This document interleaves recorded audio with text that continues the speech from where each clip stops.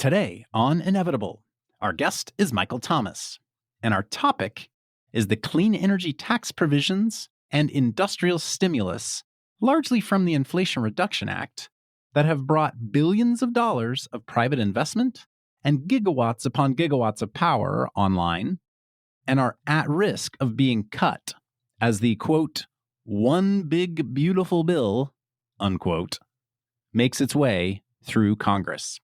Michael is a repeat guest on the show and does a phenomenal job using data to highlight challenges and opportunities in clean energy. Since he last joined us, he started a data business called Cleanview that tracks the progress of more than 10,000 clean energy projects. He's been posting nonstop about the impact of the clean energy provisions that are at risk right now, and so I invited him on the show to talk about it. Contrary to the name of this show, hopefully the loss of these provisions and the massive impact on U.S. domestic manufacturing and energy that would go along with it is something that is not, in fact, inevitable. And there are ways each of us can get involved, which is something Michael and I talk about too. From MCJ, I'm Cody Sims, and this is Inevitable. Climate change is inevitable. It's already here. But so are the solutions shaping our future. Join us every week to learn from experts and entrepreneurs about the transition of energy and industry. Michael, welcome back to the show. Thanks for having me. Good to be back. Yeah, well, listen, the episode you and I recorded, probably 2 years ago or so now, maybe a year and a half ago, it was one of our more popular episodes, and it's fun to have you back. And boy, you've been busy. In preparation for this conversation, I spent the morning immersed in all of your LinkedIn posts that I've been loving for the last few weeks. And you have posted 35 times in the last 3 weeks about the bill that passed the House that's up for review in the Senate at the moment that has broad implications on our global economy, or definitely our domestic economy. And so I thought, hey, let's jam about it. Let's hear what you've uncovered and have some conversations. So that was the context. Awesome. Yeah, it's been a busy couple of weeks and I think a really important month for clean energy for our country. And I'm happy to be able to spread the word a little bit about it. So maybe let's start with some backstory. Since you came on the show, like I said, a little while ago, and we talked about some of the reporting work that you were doing as almost like a homegrown investigative reporter where you had gone and immersed yourself in a bunch of Facebook groups and were looking at misinformation about clean energy that was making its way through local town halls and things like that. Since then, you've started your own project really focused on amassing a ton of data around clean energy project development.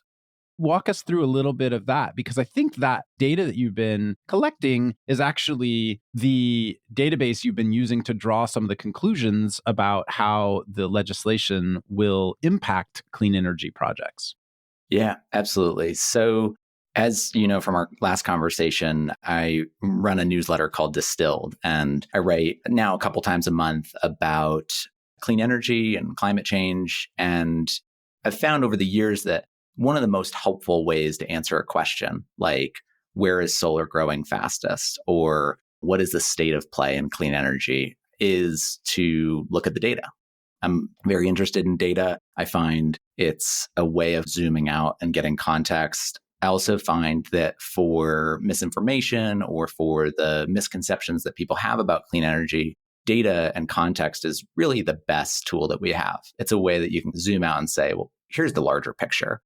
And so as I was telling a lot of those stories, I found myself often going into these government databases and spreadsheets and trying to answer these questions. And they felt like pretty easy questions. It'd be like, how much solar does Colorado have on the grid right now?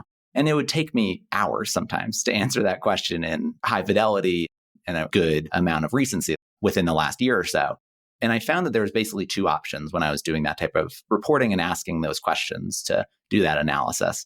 One option was you had these spreadsheets and you had government files and public documents and all this stuff. I'd spend hours pouring through that and then 10 minutes making a chart and 30 minutes writing the post. So most of the work that I was doing was this data cleaning. and gathering. And then the second option was these old incumbent platforms that people have probably heard about. You can sign up for a Bloomberg terminal. That'll cost you 100 grand plus. You can sign up for Wood Mackenzie reports, and that'll cost you 25 grand a year per user. And there's all these big platforms out there that have been started for getting this information, but they're really inaccessible for most people and really hard for large teams to afford to have their whole team on it. And so I set out about a year ago to build a platform that would solve that problem, really with me as the first user. I think we talked a year ago and I was telling you about some of this and saying, yeah, I'm really just building this for me to start. And I did a lot of customer development. I talked to a lot of people. Funnily enough, I kind of didn't listen to anybody. I just kept building the thing for me. And most people for the first 6 months were like, I don't think this is very useful. I don't think I want this. And nothing really clicked. And then all of a sudden, last fall, I started to collect all this information about clean energy projects and started to connect the dots between a project and the actual developer and look through these single purpose vehicle LLCs and go through public documents and develop what's effectively proprietary data. And all of a sudden, things started to really take off. And so in the last 6 months, doubled revenue every month. Every month, actually, except for April, was huge growth. April was Liberation Day and a huge amount of uncertainty. Everybody paused for a little bit, but May was right back up there. And so the business has grown really quickly. You actually just said Liberation Day. I just want to point out that you called it that for what it's worth. That's what they're calling it. Yeah, I actually have changed some of my views on this. I thought for a while, no, you just got to call it what people know it as. That's what the news reported on. But I actually just read some polling this morning that found that if people are told about the big, beautiful bill, they pull it 5 to 10 percentage points higher in favorability versus if you call it the House Republicans bill, 5 to 10 points less. Notice I did not start the episode calling it the one big, beautiful bill. To me, that's actually brilliantly named. I mean, Donald Trump is a very good marketer. Definitely. And it reminds me of the school of Steve Jobs. Just say it's awesome, say it's beautiful, say it's wonderful, and people start repeating that, right? Yeah. Yeah. So cut that part out where I called it Liberation Day. And we'll just call it a day of global chaos and global economic doom. Okay, so sorry. So you ended up building this service, and it sounds like maybe a lot of your customers are project developers, clean energy developers, and whatnot, and they're subscribing to it to get access to this data that you've amassed on projects that are either in the queue or that have been developed all around the country at the local level. Is that the idea? Developers are one audience. We've got one of the biggest developers in the world that recently signed up as a customer. But the two biggest categories actually are investors, so infrastructure investors, private equity groups, folks that want to deploy $100 million or $1 billion into clean energy projects over the next decade. And then the second audience is folks that want to sell to developers. So it could be potentially listeners of this podcast that have a climate tech startup that is doing some kind of software or hardware solution for solar developers or wind developers or battery developers. And it's really hard to actually get a sense of who is active in the clean energy market in the US, who are the biggest players. And then the third audience is this other category that's like folks that are interested in following the industry. So that could be analysts, consultants, nonprofits, folks that are trying to track what's happening in clean energy development. Economic development offices, that sort of thing, I assume, too. Yep, exactly. Business is called Cleanview. We're a market intelligence platform right now. The goal is to really track every clean energy project and every developer in the US. But long term, it's to be much broader than that and be a place that anyone can answer questions about where clean energy development, climate tech development is happening and track some of the most important players and projects. I mean, you've made incredible progress on that in a year. And what I wanted to have you on the show today, obviously share a little bit about what you've been building there, but really then how you've been using the data that you have amassed to shed the light on what are the implications of the current House passed one big beautiful bill on clean energy. So you've been doing a lot of work there, particularly right now, to share the implications on clean energy, which is important because this bill is currently under consideration by the Senate. And so we're at this critical juncture right now. And I think one thing to lose sight of, because we just went through this with the Democrats with Build Back Better, and then it ultimately became bifurcated into the bipartisan infrastructure law and the Inflation Reduction Act. And it was, I think, a unique moment in time then because Democrats had the quote unquote trifecta for the first 2 years of Biden's term. So there was this important moment to try to get legislation out there. Well, we're now in that same situation on the Republican side, where you have President, House, and Senate that are all Republican majority. And so there is this ability to pass significant legislation that can get through the Senate in a filibuster proof way. It doesn't require the 60 plus majority to get through and break a filibuster.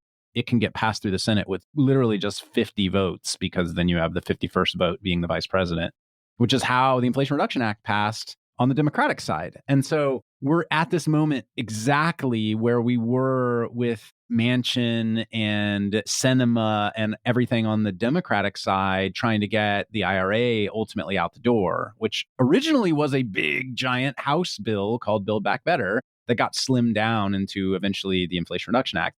We're kind of at the same moment in the Republican side. And it's a critical time to understand what is actually at play. What are the dynamics at play?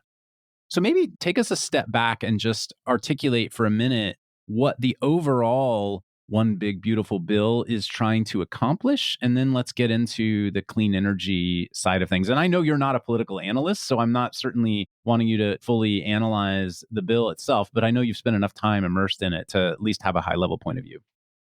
Yeah, absolutely. So I think it's worth taking one step back and talking about the Inflation Reduction Act. I know most listeners probably know the high level, but to recap, because that's so much of the context here, in 2022, as you mentioned, Democrats passed what was the biggest climate bill in US history, probably global history, maybe excluding some of the stuff that China has done.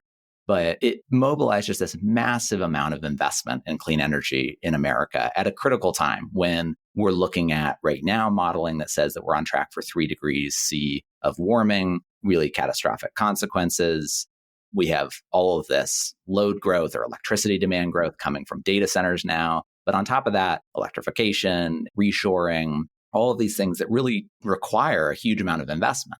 And the Inflation Reduction Act was a bill that really set out to create a popular climate policy. So back in 2010 or so, Democrats tried to pass a cap and trade bill that was not very popular. And Joe Manchin famously had some ad where he took out a rifle and shot it and said, we're not going to pass this. And the politics of that were that it felt like too much stick and not enough carrot. So the Inflation Reduction Act was trying to change that. And one of the ways that they did that was by bringing a lot of industrial policy into it. So they said, we can cut emissions. That's really important. We can build clean energy. But what we can also do is take this moment at the beginning of the 21st century when solar, wind, batteries, all these technologies are going to be the technology of the future that countries around the world will buy. And we can make that stuff in America. And the goal was to really rebuild some of the manufacturing industry that America lost over the last 20 years. And in doing so, hopefully create a very popular bill that people would get behind and say, look at all the jobs created, look at all the investment. And so they passed this bill. Very much a supply side, industrial side stimulus approach to driving decarbonization. Yeah, absolutely. And I think that it's worth pausing here to just talk about what a remarkable success this bill has been. The amount of investment that has come back to America, the amount of manufacturing jobs, the number of factories that have been announced, it's been incredible. I mean, I don't think that if you had told me 3 years ago that this bill would pass, I would have predicted that there'd be such a success. I think I would have thought, no, we're never going to bring these jobs back. And maybe the industrial policy is a little bit of show, but it's been transformational. There's been so much investment. One of your posts, just to dive into some of your recent content, you talked about North Carolina in particular, where you said there were over 300,000 manufacturing jobs lost in North Carolina between the year 2000 and 2010. And since 2022, when the IRA passed, there have been more than $22 billion of investment into clean energy manufacturing in the North Carolina economy. That's right. Yeah. A ton of factories have come. And one of them is, I think, a Toyota battery factory, multi-billion-dollar investment. And that's really trying to reshore a lot of that manufacturing in a state like North Carolina. And you're seeing that across the country. I mean, dozens of states across the country, most of them red states, have gotten huge amounts of manufacturing investment. The total amount of manufacturing investment per year has more than doubled. So it was flat from 2000 until 2020 or so, completely flat. Every president, as far as I can remember, has said we're going to bring manufacturing back to America. Every single one of them has failed. And then finally, we pass this bill and we see this manufacturing renaissance. And so that's the context. Of course, Trump wins. Republicans take the trifecta in November. And I think what happened at that moment is you started to see a lot of folks in clean energy and climate tech saying, okay, this is bad, but don't worry. Look at all the jobs in red states. Look at the investments. This has been popular. They're going to take the phrase was a scalpel, not a sledgehammer to this bill. That's what Mike Johnson was saying, the GOP leader. By the way, I assumed what would happen, just my own perspective is a lot of the consumer side stuff would get whacked. The $7,500 EV tax credit would get whacked. The benefits for doing home electrification and installing a heat pump in your home would get whacked.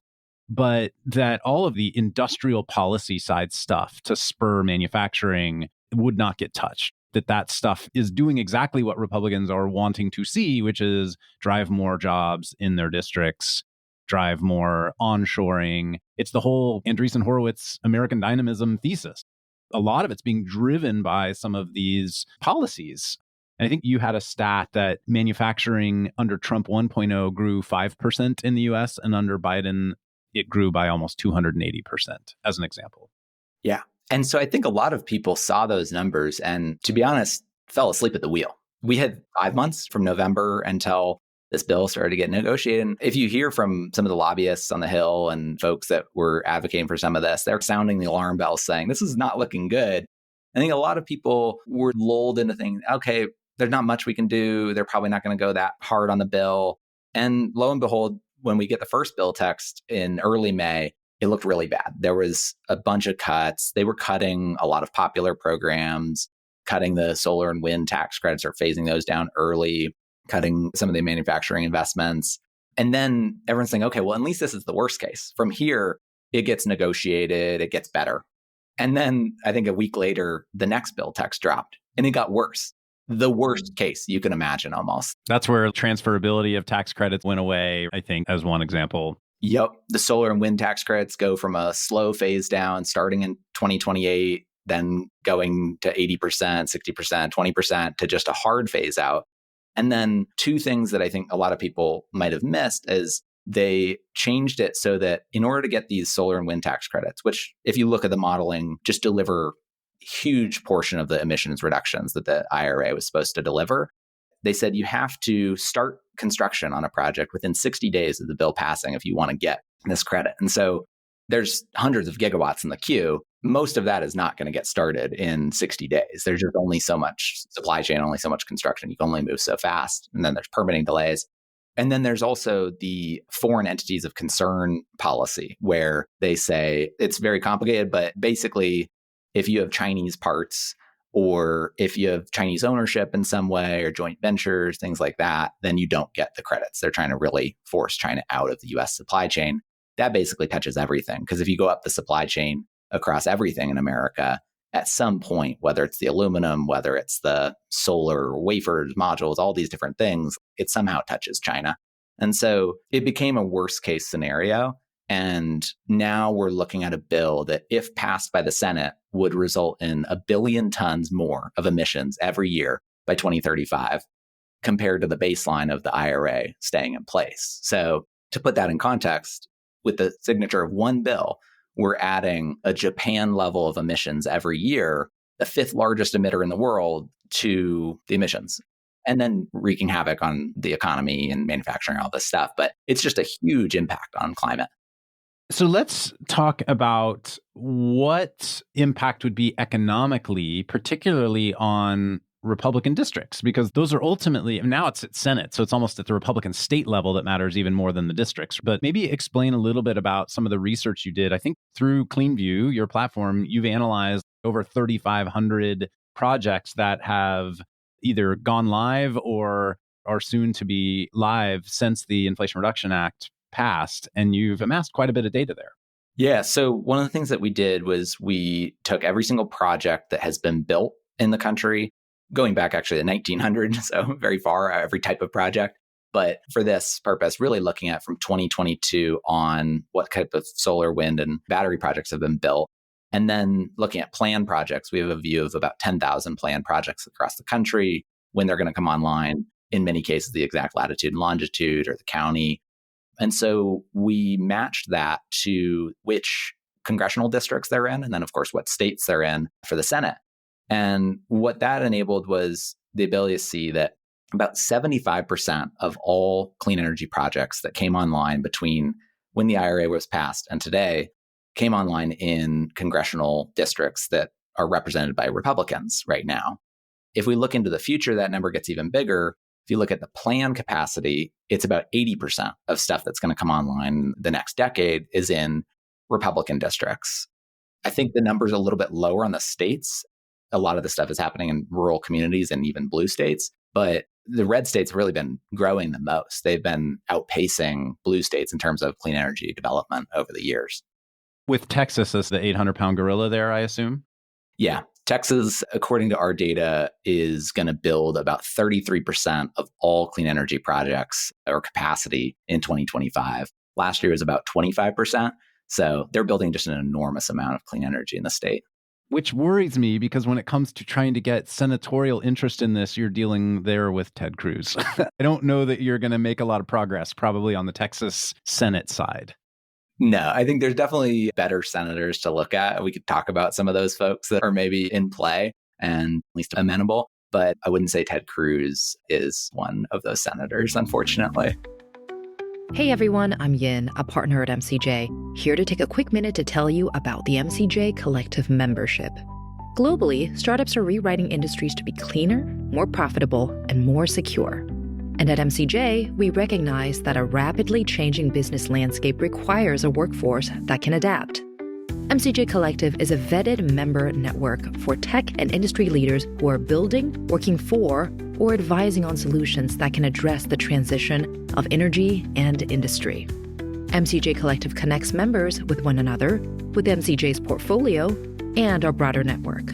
We do this through a powerful member hub, timely introductions, curated events, and a unique talent matchmaking system and opportunities to learn from peers and podcast guests.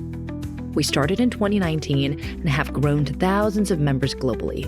If you want to learn more, head over to mcj.vc and click the membership tab at the top. Thanks, and enjoy the rest of the show. Let's talk a little bit more about the impact there on particularly Republican jobs, Republican districts of these projects, and then also talk broadly about the overall impact to the American economy if this amount of clean energy investment ends up not being realized. And so maybe share a bit about what's happening broadly with energy demand, electricity demand in particular, demand forecasts, and what happens if we slow solar, wind, battery deployments, and how much is it likely to be slowed if these tax credits go away?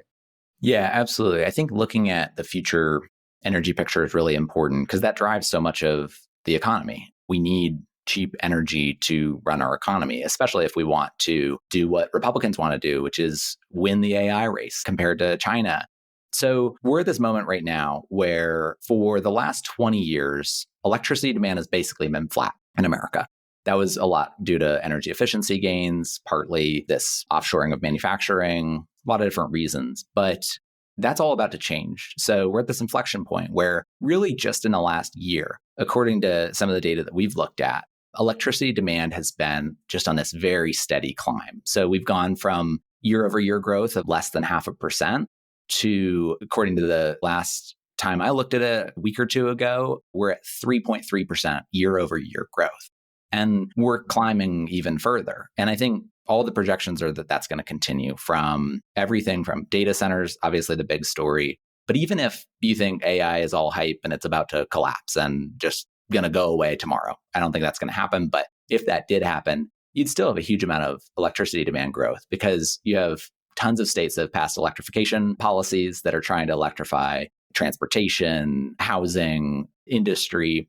One of the craziest stats I've come across is one of the biggest sources of electricity demand growth in Texas is actually from oil and gas electrification. So they're basically taking these old rigs that are running on fossil fuels that they dig up to now trying to electrify that because it's just more cost effective. And so electricity demand is definitely rising. And we're at this moment where we need to meet that with an enormous amount of supply. And we need to build clean energy or any energy capacity at a pace that we haven't done in decades. And if we take out clean energy, you're taking out a source of power that delivered about 95% of all new capacity additions in 2024. And you're left with basically natural gas in the queue. And a lot of people say, okay, well, we can have some natural gas. You need to run data centers 24/7 anyway. So gas, it's cleaner than coal. Let's do it. The problem with that is that if you want to build any new gas power plants today, you're looking at about a 7-year wait because gas turbine manufacturers over the last 5 years said, we got to really dial it back. All these climate pledges and targets are really going to hurt our business. They got burned over the last decade. And so they've really constrained the amount of manufacturing that they're doing. You look at manufacturers like GE Vernova and Hitachi, they're saying we're not going to make more turbines. We're just going to do this capital discipline approach where we increase prices, and they basically have oligarchies on those markets. And so there's not a lot we can do to really get new marginal capacity that wasn't expected before the early 2030s. If you want nuclear, you're looking at least 10 years of a wait time, even with new designs. So by cutting that off, we're going to squeeze the amount of power that we have while electricity demand is growing, and prices are almost inevitably going to go up. So 90% plus of capacity in 2024 being renewable, gas turbines having multi-year backlogs in order to build new gas plants. And I assume if there are multi-year backlogs, it also means high demand, which means prices to buy those turbines are going to go up, meaning building gas plants will get more expensive as well. Like you said, nuclear, long delayed times. And we built, a couple of nuclear plants in your and my respective lifetime, I think, in the US. So hopefully there is a nuclear renaissance. I really hope so, but it's in the 2030s, probably more so than in the 2020s. What happens to this clean energy wave that, like you said, was 90% plus of new capacity on the grid in the last year if some of these incentives truly do go away? Where are we from a power generation perspective in the next few years? Yeah, so we looked at all of the projects that are in the queue, these interconnection queues that are the waiting line to get onto the grid. And right now, the real bottleneck. And we were able to look across 80 to 90% of all planned projects across the country through Cleanview Project Tracker. And we looked at when they're going to come online and then compared that to the new House bill that would take away tax credits. And we consider any project that loses its tax credits as at risk. Doesn't necessarily mean it will get canceled and won't get built. There's definitely going to be some places where the return profile still makes sense for investors and where it's still cheaper at an unsubsidized level compared to gas. There's going to be places, especially in the sunny locations with high energy prices, that's possible. But just looking at the raw numbers, we found that 600 gigawatts of total capacity is at risk and expected to come online at some point in 2028 or later. We chose 2028 because the average clean energy project gets delayed by about 16 months. So even if you're expecting to build a project by 2028 and the deadline for those tax credits is the end of 2028, could get delayed and you could still lose your tax credits. Investors will be looking at that and debating whether they go forward or not with projects given that risk. Michael, just to put that in context, the US has less than 200 total gigawatts deployed today, right? That's an insane amount of solar deployed today. Yeah, clean energy. And then if you look at our total generating capacity across the entire grid, everything we've ever built for more than 100 years, we're at a little bit more than a terawatt, so 1,000 gigawatts. So that number is about half of all generating capacity that's online in the US today. That the US has ever built. Yeah, that could be at risk right now. And some modeling, I guess, to look at it from another view, a model that Princeton's Repeat project put out. Folks may know Jesse Jenkins. He's prolific and does just great work on clean energy. His group out of Princeton found that capacity additions just at a macro level in the US, when looking at the economics of it, would fall in half over the next couple of years. So going from last year, we've counted, I think, about 50 gigawatts of clean capacity that came online. we'd be looking at maybe 25 to 30 gigawatts added every year. So we'd be losing a ton of capacity. So let's take a step back and try to give some benefit of the doubt here of why this legislation would get proposed in the first place. If I'm wearing a Republican House member hat, which I'm not, to be clear, and trying to think through, okay, I'm going to lay out an economic plan for the United States going forward.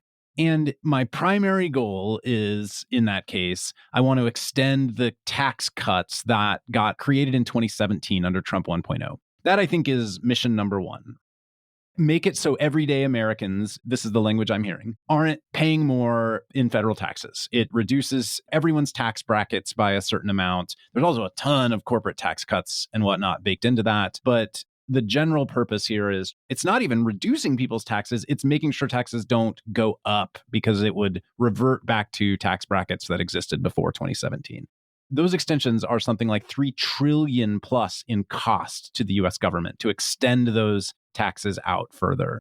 And so ultimately, the Republicans then are like, okay, how do we pay for this? And as I understand it, the pay-fors are two things. One is whacking all these clean energy provisions, and the other is some pretty significant proposed cuts to healthcare, to Medicaid in particular, all of which together still don't balance the deficit. They're still creating, according to the Congressional Budget Office, a multi-trillion-dollar hole in the deficit. And so you have these four competing forces. You have don't let taxes go up on Americans. You have keep our manufacturing and energy base going. You have make sure people continue to get covered by healthcare. And you have don't blow the deficit hole even bigger at a time when interest rates are high and we're paying a lot of interest on that deficit. Those are four really hard things to navigate. How does this play out? That's my understanding of what's going on. I don't know if that's the accurate way of thinking about it, but how does this all play out? I think that math is really what put clean energy and all of the IRA programs at risk, because it was clear from day one they wanted to pass this massive tax cut or an extension of the tax cuts from 2017. It's worth noting that, yes, those do flow down to everyday Americans, but the vast majority is going to the top 1% or top 10% of Americans. And so they're going to do that by taking away money from Medicaid, Medicare, and SNAP or food stamps. And so I get the benefit of the doubt analysis, but it's worth saying this is a massive transfer of wealth from the poorest Americans, taking their benefits and giving it to some of the wealthiest Americans. And so that's the goal of the program, is really to give these tax cuts to corporations and to some of the richest Americans. I think the other logic, again, to extend benefit of the doubt, or try to understand. If you hear what Scott Bessent, the Treasury Secretary, says about this, and he's arguably one of the rational or thoughtful people who has come into this administration. He still does crazy stuff and disagree with probably almost everything he says at this point, but he's easier to understand than Trump. Trump just says, big, beautiful bill, we're going to pass this. But if you listen to what he said in interviews, the logic is actually that there won't be a deficit. They won't add that $2 trillion. And the way that they're fudging that is they say, well, we're going to grow our way out of this. So the economy is going to go from a couple percent GDP growth to 4% because we're going to unlock all of this growth opportunity with tax cuts, with deregulation. It's trickle-down economics. We're not even cutting people's taxes. We're just preserving the cuts that already exist. That's the part that I don't get. They're not adding new tax cuts. They're just maintaining status quo. I can listen to an argument like that if it is based in some kind of reality. If there was any economist on the right or left that thought that we could actually grow our way out of a deficit like this and actually achieve those goals, I'd be like, okay, I'll listen to that argument. I'm open to that. I think growth is good. I would like to see the American economy grow. But there's no one that thinks that that's possible. We are not going to get to 4% GDP growth. Zero chance. Your data shows the best way to grow is to maintain these industrial supply side tax programs that are actually driving reshoring of manufacturing and are driving growth in energy. That's what I would assume. The question is just, how do you pay for them? You don't want to cut people's healthcare programs. And so you're basically trying to pay for them by asking Republicans to not extend tax cuts on the wealthy, which, boy, is an interesting soul-searching moment for Republicans that now arguably have a large working class coalition. And so, okay, how do they navigate all of this? Yeah, I think if you look at the demographic shift, the number of voters that have, forgot the exact figure, something like more than $80,000 per year, or $100,000 per year. If you look at that split of who voted Trump, who voted Harris in 2024, Republicans, for the first time in a very long time, won lower income Americans. And so they're going to be taking away a ton of benefits from their voters. And the only reason that this works is because most people don't know. I was just looking at this polling from Data for Progress this morning. They did a bunch of polling from people and asked them their views on the bill. And the first thing that they start with is just asking them, what is the most important news story that you've heard in the last week? This is the week that the bill passed or the week after. And most people had no idea. It was like 15th on the list of news stories that people had heard about. Then they start asking people later in the survey, hey, what do you know about this bill? And some of the most common responses was that this was going to ban transgender people from joining the military. Not in the bill at all. That is not a part of what they can do. It's a budget bill. And then are they going to cut SNAP? Are they going to cut healthcare programs? Nope. Most people don't think that they're going to do that. Are they going to cut clean energy? Nope. So most people just don't know what is happening. They have heard the messaging on this. And then this is that data point that I told you, this messaging of big, beautiful bill polls 10 percentage points better. So I think that's why it's important to talk about it and really say what is in the bill and what it is doing. How much do you think the Trump-Musk blow up over the last 2 days tries to start fixing that, where people actually start realizing something's happening? Yeah, I think it's great. First of all, this is not the best side of me, but I like eating some popcorn and watching a blow up on Twitter happen like this, like everybody else. But I think it's potentially really damaging for them. I think it's a problem because Musk brought in this politically weird coalition of folks that maybe voted for Obama, voted for Trump, weren't quite sure in 2024. He brought in a lot of this tech right, a lot of folks that aren't all that politically active, just have a distaste for politics. And I think he brings in a lot of swing voters that are important in those GOP districts. He also brings in a ton of money. If he did care enough and did target some of those senators or House reps, that would send some ripples and some fear. And then it does just raise awareness for what this bill is doing. People are like, kill what bill? They see the memes and the tweets going on and they get to then look into it. It raises awareness. And as more information comes out, I think what we saw in 2017 with the failure of the repeal of Obamacare, when Republicans couldn't do that, it was because all of a sudden more information started getting out about this. People started to understand what was in this bill, and more than 10 million Americans were going to lose healthcare. And it was deeply unpopular. Once people understood what was happening in the bill, it didn't really work. And so I think that's really the same playbook here is got to get more people to know. And so if Musk is tweeting about it, that's good news. Your 35 posts as well, helpful, hopefully too. Maybe not quite the audience of Elon Musk, but a very influential one in our little clean energy and climate tech circles. So appreciate all the work you're doing there too. Yeah, I appreciate it. All the posts have reached 1 million people on LinkedIn, which I'm very happy about. My goal was really, it still is, to reach 3 million. That'd be 1% of all Americans would have learned something more about the bill. But it's definitely a drop in the bucket compared to Musk on Twitter. Also a drop in the bucket compared to what I used to be able to do on Twitter. I mean, I'd get 25 million impressions in a month or something. And I'm trying to find other places that I can meet people from different walks of life, different political backgrounds, political values. And so trying to post in different places. So let's turn the corner then on what should people who are listening that can do something, what should people be doing? If you're a startup founder and you've got a team of employees whose business might be impacted by some of these changes, if you're an investor listening to this and you've got a portfolio of startups, or if you're just one of my friends listening to this show who also cares and wants to do something, what should we be doing right now? I think the first thing that I'd say is to reject cynicism and hopelessness on this. I think the first thing we can all do is recognize that we do have the power to stop this. We've seen in recent history that big bills like this try to go through Congress, and it just depends on what Americans do. Do they show up to town halls, as some Americans are doing right now, and yell at their senator and say, what, you're going to take away these benefits and you're going to give the money to who?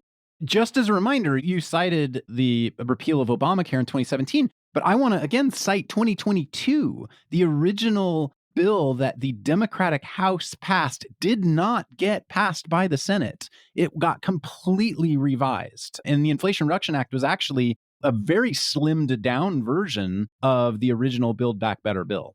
Absolutely. So I think point number one is this bill is not destiny. A lot of people talk about they have a trifecta, they can lose 4 people. I think smart people especially have a problem with this, where they read too much news and they become cynical and think, it's all just going to happen. We're all hopeless. But I think that's just not true empirically. Actionably, though, what I'd say is that if you live in a state that has a senator that is on the fence on this, and those states are North Carolina with Tom Tillis, Maine, Susan Collins, Alaska with Lisa Murkowski, Kansas with Jerry Moran, and Utah with John Curtis. Those are the 5 folks that have come out publicly and voiced concern about the clean energy parts. There's also a couple other holdouts for other reasons that maybe you want to push, maybe you don't, like Ron Johnson in Wisconsin, Josh Hockley in Missouri, and Rand Paul in Kentucky. Those folks are pushing for other things, so it might actually backfire. So I think those 5 states that I mentioned up front are important. And so I think calling those senators and saying, hey, I want this clean energy boom to continue. I want manufacturing to come back to America. I want to invest in America's future. I want to have abundant energy, not scarce energy. Talk about the messages that are going to resonate with them. Unfortunately, I don't think, hey, I want to solve climate change is one that will. It would work with John Curtis. He's a good advocate. But I think framing some of that stuff. And then if you don't live in those states, text your friends that do. My wife and I texted a couple people and just said, hey, mind sending an email or giving a call? And a couple of them did, and it adds a few more people. So I think that's one. And then the final thing I'd say is just talk about the bill. Write a post about it and just say explicitly what it is. You don't even have to get all that emotional about it or be too cheeky about it like I am sometimes on LinkedIn. Just say, hey, here's this bill and why I don't support it, because most people don't have any idea what's in it. I want to reiterate what you said about climate change in particular. With these 5 Republican senators, people care about climate change, people care about emissions, but I think the rationale that we've heard these folks say in terms of why they're having some concerns on the bill is more about the loss of manufacturing jobs and the loss of energy projects in their states. And so it's less about the global emissions problem. It's much more about, here is a specific project in my state that is at risk because these tax credits or these various benefits may go away. Absolutely. And different folks are going to have different messages that resonate. So I started to pull through as part of my research, what did some of these senators say about the bill? Why are they supporting it? All of them have some different reasons. Tom Tillis in North Carolina does care a lot about those manufacturing jobs. Lisa Murkowski is in Alaska, where energy prices are like twice as much as they are in mainland US states, and they want energy independence and cheaper energy. You look at Jerry Moran, he's got a huge EV factory in Kansas that the states really bet on and given a lot of state incentives for. John Curtis has been courted by conservative climate caucuses over the years and does care about climate change, but he said we should really be investing in America's future and have this all of the above energy strategy. And then Susan Collins has always been a swing voter. She's more concerned about some of the healthcare provisions and rural hospitals and some of the different provisions, but she has voiced some concern about the energy parts of it. How do you navigate the argument that is a pretty common one for Republicans, which is to say, yeah, this stuff's all good, and states should pass their own policies to incentivize it in their states. Taxpayers shouldn't be paying for it, though. Yeah, I think that unfortunately, these states just don't have the funding for that. And there's no way that we could really do that. I think the other thing is that the benefits are really broad. And so they do benefit every American. That's back to your argument of if you want to win the AI race against China, you need cheap electricity, for example. Totally. And you need it all over the country. And so I think that in terms of geopolitical security and winning the AI race and growing the US economy, all of those things benefit if we all do it at the US federal level. So what kind of timeframes are we looking at here? I mean, it feels like now is the moment to take action. Do you have any sense of what the calendar looks like for this as it plays out over the course of the summer? Is there any sort of date by when it must get resolved in order to, because it's part of the budgeting process, so in order to actually be realized in the budget? Yeah. So what House Republicans have said and Senate Republicans have said is that they're going to try to pass this by July 4th, which is when they go on recess. And I think historically, it's just harder to pass stuff if it goes later into the year. So they're going to really try to cram it in. And so the Senate has it. They got back from their last recess this week, and they're in these committees negotiating, writing up bill text, and starting to release that. I think we saw some of the first versions yesterday drop. And we'll continue to see that this week and some of the early weeks of June, mid-June. And then from there, it gets debated, and then they maybe try to put it to the floor for a vote. So June is really the month. I wrote this, and I do believe it. The next 30 days are going to be some of the most important days of this decade, maybe of this century, if you just look at how important this bill will be to total emissions. We're talking 1 billion tons every year that could be either added or not. And it's really the stroke of a pen and this one vote. Michael, I texted you yesterday afternoon and said, hey, do you want to jump and record this thing based on the writing you've been doing? So thanks for hopping on here with us. And we're going to try to turn this episode around really quickly, like you said, because time is of the essence for folks to hear it and understand it. Really grateful for all the work you're doing to just shine a light on some of the data that you've pulled up and share that. And it puts things into a different context, I think, to see the implications on individual House districts, for example, or on individual states. And so as part of the show notes, we'll try to publish a link to some of those articles that you've shared on LinkedIn with some of the great charts and data visualizations that you have. Anyone listening, go follow Michael on LinkedIn, I guess would be the place to follow you now in terms of where you're posting, because it's really, truly fantastic content. Thank you so much. I appreciate you having me on and giving me an opportunity to just talk about this stuff. I'm passionate about it and really want to see us as a country make the right decision. And I think all of us have an opportunity to influence that. So appreciate you using this audience for that. Inevitable is an MCJ podcast.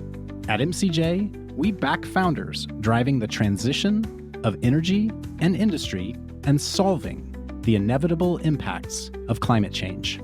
If you'd like to learn more about MCJ, visit us at mcj.vc and subscribe to our weekly newsletter at newsletter.mcj.vc. Thanks, and see you next episode.